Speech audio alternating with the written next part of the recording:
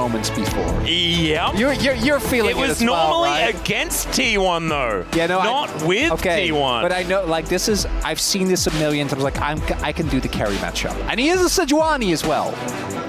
I'm still skeptical though. We'll have to see what ends up transpiring here. The Nocturne, we mentioned him earlier. I think it's just always a very solid pick.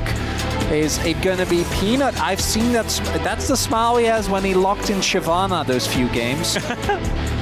True. Little scary. Could theoretically still be a flex, but I do think most likely that it's gonna go the way of Peanut. And then do we like Renata here? I'm like double checking. Like Renata's open, right? That doesn't feel too bad. Deals well. It's not a Delight champion, I think, is the main issue. Is Rakan is still open as well, which is bad for lane. This would mean it's Sylas support. Pantheon support. Unless, oh, it's, yeah, never mind. Pantheon support with the Varus. And then Pantheon is decent setup. Yeah, we've seen the Nidalee Pantheon work and fall flat on its face. Like, this is all for, like, the early setup so that you can, like, really bully. So this Keria just... Well, that's a LeBlanc. So that would mean that it's Mel support. Or Faker is playing he's played LeBlanc support as well. Yeah, it could also be that. But it's probably the LeBlanc. There's too many layers, Atlas. I'm getting dizzy. I know. The smell of onion is thick in the air. However, we do have Faker taking hit. One of great performance thus far in the series, and then kind of gets boomed. Although I guess the Mbessa game was a bit rough, but that Rumble game, we'll see what kind of game we're gonna get from here. I tell you what, I'm just excited to see how this Mel is going to do in the LCK Cup. First time we've seen her here in Korea in our Tier 1 league, so let's see how she goes in the hands of the GOAT.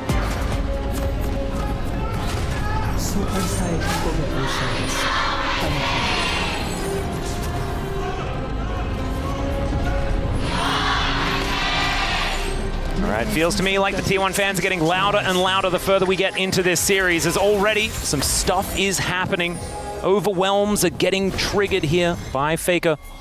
And Keria is, yeah, he's playing his rookie skin as well, which is a whole lot of fun. The IG skin line is still just so incredibly good. And he is representing that one. It's probably just the best skin line ever. I feel like every single one of those is just... Yeah, they're so good. Incredible. Jisun is saying no, but I think that she is slightly biased towards a couple of other skin lines. I wonder which one she'd be I wonder which ones, yeah. to. It's interesting. I think there's a certain Vayne skin that she quite likes, and a Callista skin that she's relatively okay, the Callista one. I mean, that one's dope. That one is actually very fire. True. Very true. And the Jhin as well, which isn't too bad. I was trying to figure out the third one. I'm like, there's just too many, man. All right, Zeus is now taking a lot of damage. And is just going to get pulled back. Some groans from the crowd as well. It feels like we have audience participation. Lolpark is bursting right now. There is just as many butts in seats as possible. And so here we have just a little bit of a Joy Lane scenario. And I think this works for HLE because dodging this Aurelia is pretty important. I can't league in 2025, and we're just 2v2 laning mid, and it's just like, yeah, that's what happens. Yeah. Both top laners trying to soak experience here do know that it's T1 that actually are the ones that set up the initial swap and are the ones that rotate towards the top side of the map. This LeBlanc support, you know, Keria, his Pyke was extremely lackluster, unfortunately, in this series. His Poppy was great. It really is one of those scenarios where either it can look really good and we're like, man, classic Keria, picks a lane bully, you know, does the ranged support thing, has a big impact. Or you're... Chain's going to connect, but Doran is moving in. Keria is also here! Flawless Duet is landed, and it's named well as First Blood goes to Faker. Zeka is gonna regret taking that chain. That is a big deal. That is an early kill for Faker. Wait, do Sylas players ever regret taking chains? I think in order to play Sylas, you need to always throw the chain. And I don't think you ever regret if it hits. No, I definitely think you do in this scenario. Huh. I don't think that's how when you're really laning physical, because now Faker already picks up an early kill. Is going to be sitting on a tier as well, so he's going to have a great time trying to bully out. We will have Keria what I assume is just going to try and maybe get a little bit of this experience. So what has actually been happening is that even with that kill being picked up, no one on T1 has been able to get towards this bottom half of the map. And yes, Keria was able to help secure that kill onto Zeka, but we might just have a scenario where like both teams are just 100% trading. And let me tell you, the team with Varus and Gnar is going to get very quickly through that turret. Yes. We do have a little bit of vision taken away. Does do relatively well as Faker. He did not want to press rebuttal on that button, and he's going to send himself to the death chamber. Freak told us about this. You do not press W on bandage sauce, and that's exactly what Abduct Abscond actually kind of is in the end. I got nothing. I got nothing. You should have listened to Mr. Tally. He tried to warn him. He tried to warn us. We're going to have a look at it again. So take a look here as Faker does get hit, but really nicely set up trap here by Doran and Keria. They're at the ready. Faker at no risk of going down. But this is, it's not just as Leona is another one. Don't try to W a Leona. No. It will not end well. It will end with you basically turning Leona into a better Blitzcrank. Do you know what would be really, really cool? Is if you could W Delight's ultimate and just send Delight the other direction. He just ults back to where he went from. Yeah, that would actually be really good. Oh, it'd be so good. I don't think that, I mean, I know. I don't think it just definitely doesn't work like that, but... You just don't take the damage, yeah. Oh, it would be so good, though. It would be. Maybe we could talk to Mr. Turley about it. We just gave him we just gave him credit for this. So maybe he thinks it's an IOU. So he can convince the team to add that into the game. One of the things with Mel is that, particularly I think after because she was super strong initially, is that I think her laning phase feels really good. I think she feels very impressive there because her poke lands I think very consistently, particularly if you're playing a melee character like Zeka is. Even given that I think Zeka generally is great at navigating these matchups, does not actually have result 3 seconds. Electrocute is a no-brainer with how strong that rune is at the moment, but end up going for precision instead, so doesn't have access to second wind, which we often see to try and navigate these types of matchups. But giving early kills over is always going to be rough. Won't have his chain as Oner moves in, doesn't find the Arctic Assault, and the chain lash is going to connect as the cavalry arrives. Now Doran realizing the tough part about fighting into this Gnar, and that is walking away from him. Yeah, you can always feel really good about trades with Gnar, and then when the trade is actually over, as opposed to when you think it is, you generally feel a lot worse. Yep. Of the hyper procs, and we do have Peanut, which we haven't even talked about yet, the fact that Peanut's playing Nidalee again. I think that he's had equal amounts of great performances and very lackluster ones. More recently, I think that his Nidalee has been fine. It's been good recently, yeah. That's all right. Doran not going to be getting out of this one, I don't think, as the flash does go through, but can they actually get the response kill? The Mega Gnar comes in at perfect timing, and Zeus just walks it off. Primal Surge going to keep him back up as well. Peanut has actually been one of the best Nidalees at healing his targets exactly when they need to be. That has sort of been his thing. Canyons is early pathing, and the team fighting from Peanut. Great. Let's have a look at it again. This is so rough because this is clearly being set up as a trap, right? Yeah. As Oner actually, maybe he didn't want to give a spot away. I think he backed for a lot longer than I thought was going to be the case there. Maybe he thought that Doran was going to die immediately. Regardless, try to set up a trap. Instead, give over a kill to Zeus on his Gnar, which again, one of his most iconic picks, something that he generally does excel on. And Irelia's value does really come from being able to bully this lane and being a consistent side lane threat throughout the entirety of the game. If you take that away, the champion offers very little. The only other thing you could argue is that she is good at stacking Oner's passive, which is valid. But that's not enough by itself. There's a lot of champions that do that, that offer a lot more value. Now, this one kill alone not going to be enough. And we do also see Oner pay some attention towards that bot side of the map.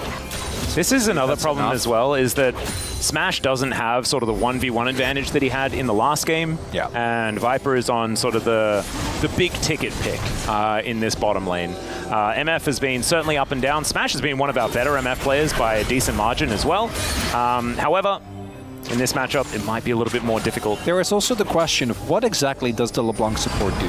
Well, I think you're supposed to do a lot of being frustrating in lane if my solo queue experience has anything to say about it. Yeah, and you roam around, you pick up kills. You do chains onto the enemy Varus, and then possibly kill him, and then your MF has to cleanse and run away.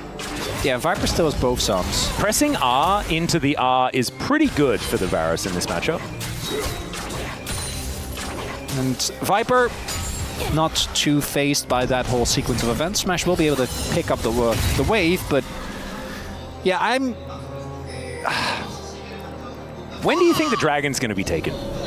Oh, a lot earlier, surely this time around. Man, Falco was so cool, wasn't he? He was, yeah. I'm really glad that we got the full time lapse. Oh, I'm glad that not only did we pay attention to it, but then, as they often do, like the desk really gave us the in-depth analysis that we were... And that's precisely what we needed. Yeah. It's beautiful. All right, Doran is not really being allowed towards the lane now, but he's still doing absolutely fine in this matchup. Building as fast as he can towards item number 1, but things might get a little bit more rough. Keria is going to turn up, but don't know whether it's going to be enough here when the Bruise brothers come down. Delight and Peanut just wanting to push Doran out of here. Viper's now going to turn up as well. And can Doran survive? The answer is no, ladies and gentlemen. I wanted to be more optimistic, but just the answer was no. We've got a potential teleport, as we see Jonas Strong alluding to. Zeka is going to be picking up the wave, however, and Zeus not going to jump in on that one. Just going to be grabbing that turret and moving on with their lives. Yeah, this is what it means to have been in the LCK for a long time. Again, I've seen this so many times, with Doran specifically, where like he has an amazing game, and then the counter pick comes in and you're just like, I don't know about that one. Well, Faker not going to be able to send that one back, but does avoid the Chains of Corruption, and the Piercing Arrow goes wide as well. Still Zeus hunting after Oner. The Nava not in a great spot, and that is a gorgeous bullet time. Still Delight gives it the door, and that is going to mitigate so much of the damage. Peanut grabs the first kill, but the immediate answer is going to be there. Stun comes through. Peanut might survive, but it's Delight that pays for his sins. And HLE backing away a little bit worse for wear. Good trade, found there by T1. Did have to invest the teleport to come through here from Doran, but I think you'll still take that. The problem, though, is that the objective is still not looking too hot for them. As Doran oh dear, is going to get spotted. That'll be the end of that. But yeah, the grubs are still going to go to HANWHA Live. So they give up a kill, but they get the grubs. So I don't think they're going to be too upset about that. Sandals have already been taken care of with the bot lane turret falling. As we take another look here, good sidesteps from Faker. That part is fine. And then Zeus, as we have seen many times on the Gnar, is like, okay, we got an angle here. But crucially, really good ultimate there from both Smash and Oner, completely stifling the CC potential of that Pantheon. And the wrong Keria was targeted by Zeka as well. A little bit unfortunate off the back end of the fight. So that's what LeBlanc support does, is create a distraction. Honestly, he mitigated an entire Silas in that team fight. Yeah. So that's value. And we also, I think Doran ended up picking up a kill as well. So that is going to help him with the gold lead that Zeus was otherwise able to build. So that is something. But there's still about a 1k gold lead here for HANWHA Live. And the team fights for HANWHA Live, I think, are... honestly, both of these are kind of messy, like I'm looking, and it really does come down to which of these two teams hits their key piece of CC first and blows someone up. And is Smash's Cone in the right spot? Yeah, we have so we have Smash's Cone, and then we have Viper's Arrows, right? Like those are the kind of the big ticket deal. And then it's going to be more poke oriented from HANWHA Live. And for T1, obviously Faker can poke, but I think compared to the Lethality Varus and Nidalee, they're going to have a hard time matching. Yeah, Doran charges up the passive, but yeah, just a simple dash does avoid the Flawless Duet. Gets him out of there. Keria now moving towards this top side, and this is the closest one that we've had so far. Yeah. I don't have a feeling yet as to who's going to be winning this game. I do have a feeling that Doran might be in danger, but I think Doran may have that feeling also. He does, yeah. I think he pinged as well. It's Delight and Zeka setting up for it. All right, just getting a little impatient. They will shove this wave in and then move back into the fog of war. Keria moving into this tri-brush. Zeka once again in his spot. Whose control ward will survive? Looks like probably none of them.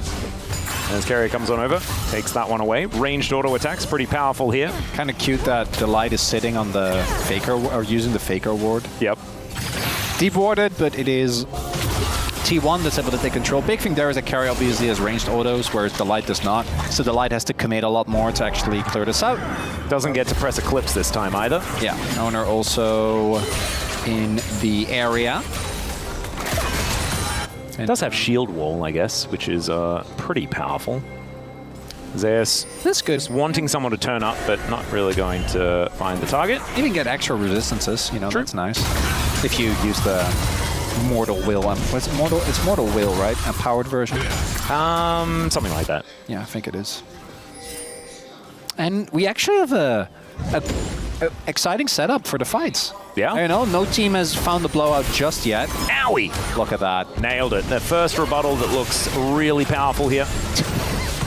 It's going back to the Silas chain, right? It was not a great debut, however, it's fine. It was a really good example of how having good of how it could go really wrong. Yeah. can really wreck you. Yeah.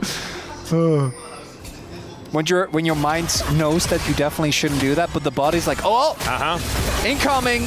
It is a thing that's coming towards me. I must mitigate it. Yeah. Mistake there.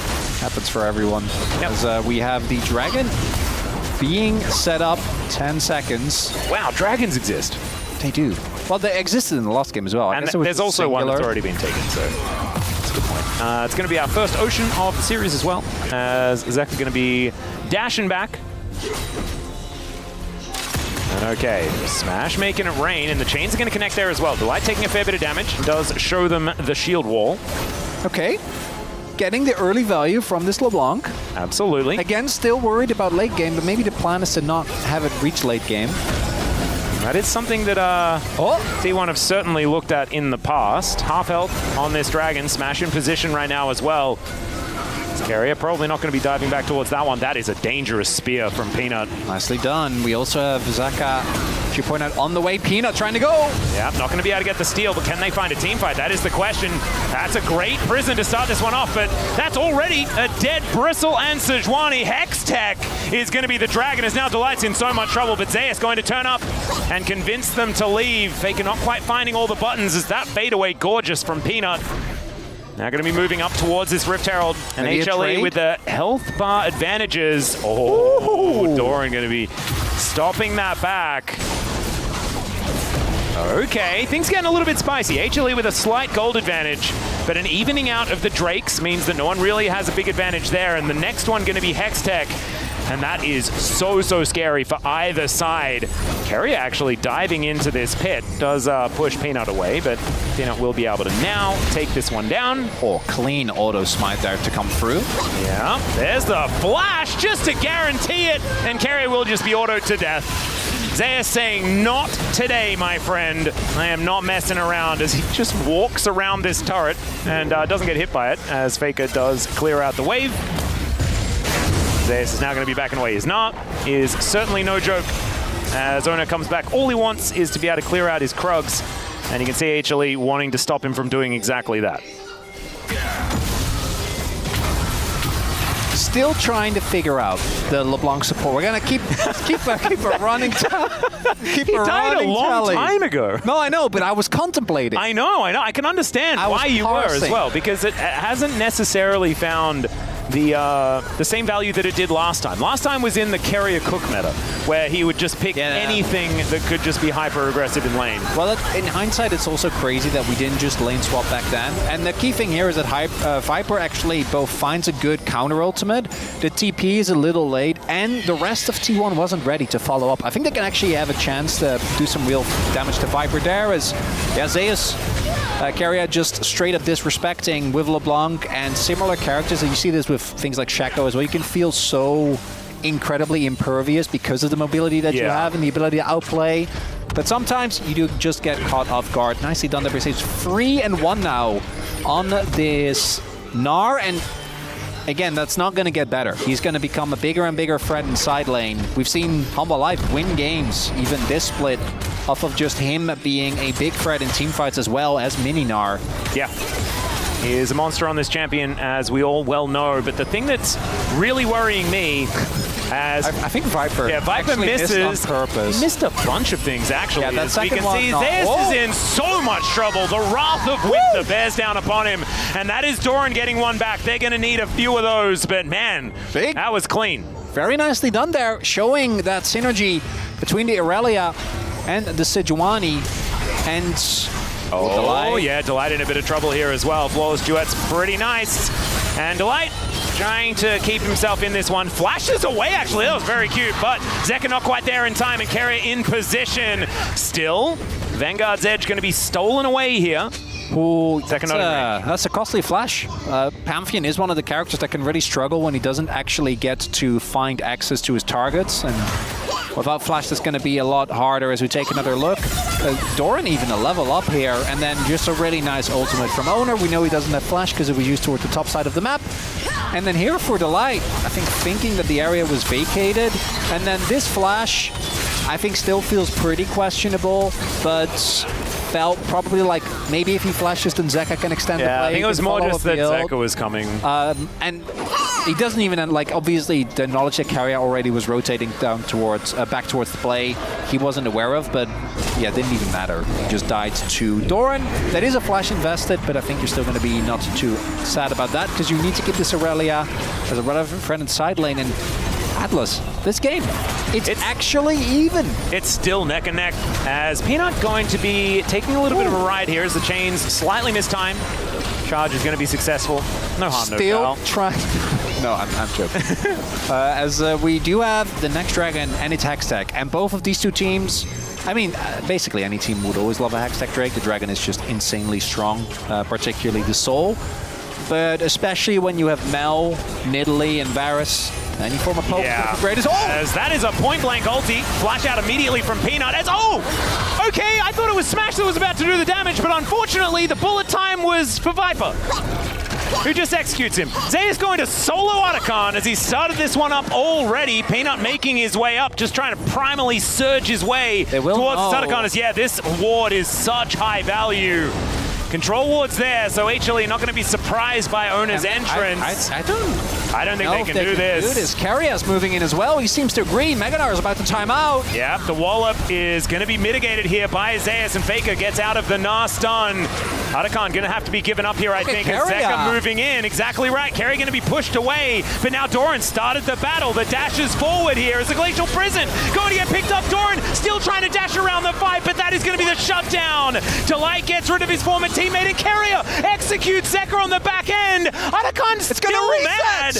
Okay, finally does reset, and now Oner at relatively full health. It's a big old shield here from Delight, but it's not going to save him. What an absolute mess here on both sides, but mainly for HLE. Not really with too much of a plan, and Viper once again throws a skill shot to Narnia. That's it! I saw the value for LeBlanc support right there! It's the tilt! Nailed it. Absolutely gorgeous. Because Keria, at the start of all that, takes a Hex Gate, and then just is an insane nuisance. Zeus? No, it's fine. I've seen him win these. Yeah, and he's got Mega Gnar. It's coming up right now as he wallops just to get the transformation, and so it is Keria allowed to live by his former top laner, but looking a little worse. Okay, so we go all the way back. And this is what you were highlighting as well. Viper actually finding the ultimate there, waits till all stacks are there, and then just pops him like a balloon.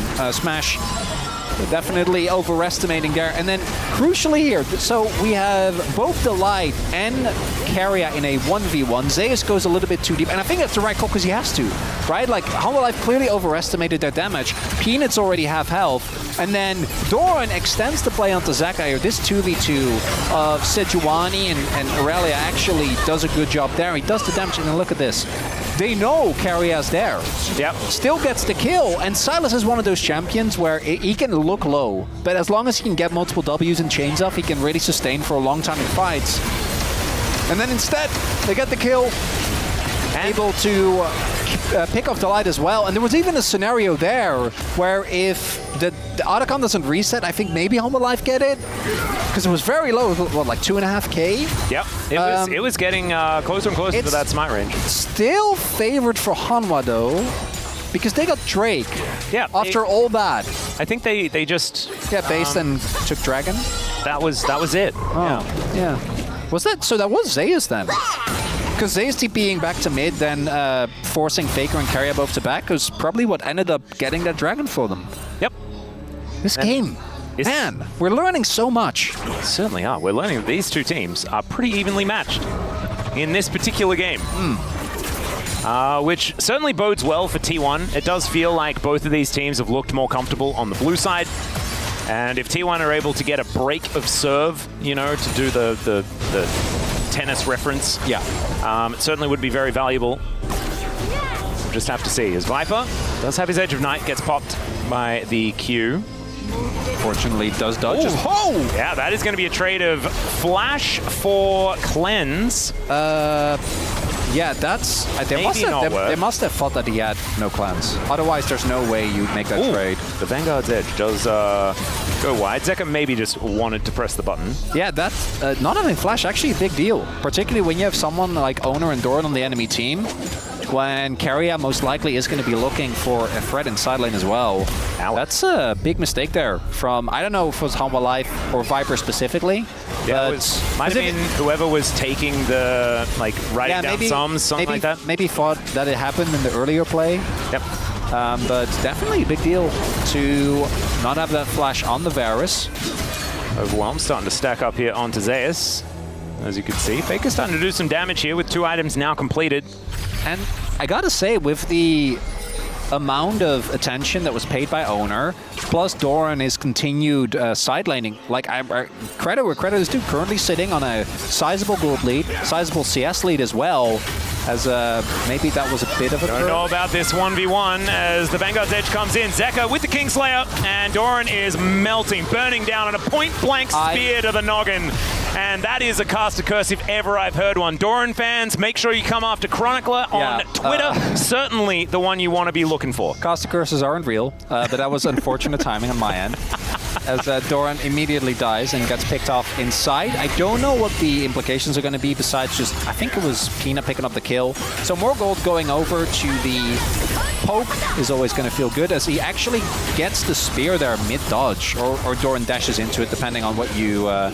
what your read is, but that's a big deal because that, I think, is the damage that ends up being the difference maker. Confidence is there for HANWHA Life to keep going. And Doran is still dead. Maybe they just want to get the TP cooldown out and then leave it at that. Delight is also not Alistair, which was the last time we saw this exact scenario. Well, Zeus is now going to avoid that Glacial Prison somehow. That was a bit dicey. There's the TP. They might just back off of this and then just play for mid-turret. Yep. Or do both. Well, doing both generally is a little bit of a worry here, but Zeca does have the teleport available. He can sort of be anywhere. And Smashes in the mid lane. They can see him taking this turret. Oh, Oner still has flash. That's smite available as well. Are we flipping the game? Oh, God, okay. Oner going to be moving on in. Are they just going to focus him down, though? That's the question. He flashes away. Is now Keria. Oh, it's not happening again. Zeca puts him down. And that is Otacon secured. The transformation at the perfect time for Zeus as well keeps him alive, as he's not going to be overwhelmed by Faker this time. HLE, they move Zeca back to the mid lane, and what a huge advantage. That was such a turn in this game. HANWHA Life maintain their steady composure. Crucially, do not get distracted, do not get caught off guard as Keria trying to look for the exact same play. Look at that. The ward. You can see the malice in Zeca, can't you? Yeah, you know, he's like not you again. Got me right here last time. Yeah. Not again. Takes him down, and with that Otacon buff, I imagine that HANWHA Life is going to look for a very aggressive play towards the Baron. They have a minute and a half left, a little bit more even on this, so they can even take Soul Point for Hextech Drake. And I think that might be the break point. T1, if they can find a miraculous fight, maybe they can... What? Peanut has the most experience in the game. Yeah, he's in Italy. He's been farming. Like, look at his CS as well. Right, okay. Been farming really hard. And Oner also has been taking care of sides, I think, a lot more than Peanut has. And this is also one of the reasons why when we started seeing Italy again after a long time, because he was meta obviously 2020 and then was out of meta for a long while. It was into Sejuani specifically because the matchup just isn't very fun. As Delight is just gonna drop from the sky to say hello to Zeka. He was feeling lonely. It is still just going to be a Hextech Dragon taken, so there is that soul point that we were talking about. But I thought they were going to make a play for Nash as well. If they don't get Nash, I think T1 have a much more realistic shot. If you lose Nash as well, your base starts getting broken open. I think that's where we kind of... It's still not looking good, don't get me wrong. But I like that this game is back. No, I thought that I'd this like was... for it to stick around. Yeah, me too. And I thought that this was going to be a lot worse as... Oh, that boomerang went so fast! And he caught it as well. I want to see him do it with a house. Zeus needs to throw a house at him. Wait for the cooldown. I mean, the housing market's not in a great spot right now. We can use more houses. It's true, actually. Wait, does it build an extra house and then throw that one back? Does the first house still exist? Are we actually creating more houses? I don't know. Yeah, that's a good question. Because either you can take the existing house and just bounce it back, which I guess is implied with the phrasing of rebuttal. So... Yeah, maybe it is. I guess it's still just the same house. Man, that's unfortunate. We were really onto something there, Atlas. But I guess for moving houses, it's still very useful. Mel's moving company. Yeah, you know, you could, like Venice would be pretty invested in it. You could move all of Venice somewhere where it's not going to be underwater soon. So that helps the house. Anyway, let's get back to the game. I get it. I was just waiting for you to follow up. Letting you sit in that one. Oh, that's all I really had. Yeah, we have an entire province in the Netherlands that's just reclaimed. Oh yeah, you're a little bit under seawater, aren't you? Yeah, just a bit. Yeah. Under sea level, sorry. Yes. Under seawater would mean that you're just underwater. You're not Atlantis. You're it's not as far as I'm aware. Yeah. As wow, it was just the Netherlands all along. Oh wow, we never knew. Yeah. Our architecture and our food is also very, very exotic. I've seen Atlantis the movie. There are a lot of windmills. Zonya's now done for both Peanut and Zeka. We do see the attempt at choking out Vision here for HANWHA Life, but there is actually, thank you, Observe, showing that nicely done. Still one ward that escaped all scrutiny and is currently still standing there. Yeah, that's a little... That's a nice ward. A little angle there. That's why you have to have the ward on the outside as well. As Smash took a spear, I think, to the face. Not fun. Horizon Focus doing a good amount of damage there. And Peanut...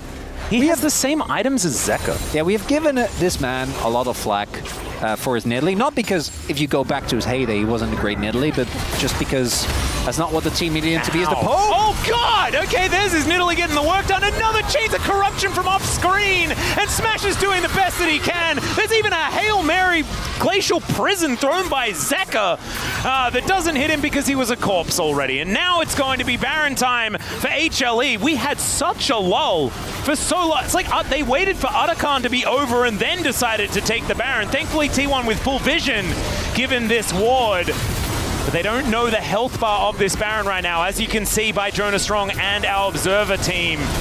Oner gets that control ward in there. He knows. Doesn't have flash. 3,000 health. Yeah, can he actually Q his way in? That's the question. He tried to get there. He's still dead. Oh my God, but here is Zeus trying to end the fight before it even starts. Doran just trying to keep a Baron buff alive, but he's not going to get out. And HLE, it's only Keria that's left up with this Baron. Wait, does he not have the Baron? How does he not have the Baron? He does have the Baron. Yeah, no, I don't. No, he doesn't have the Baron. Yeah, I think he was still, I assume still dead when it was stolen.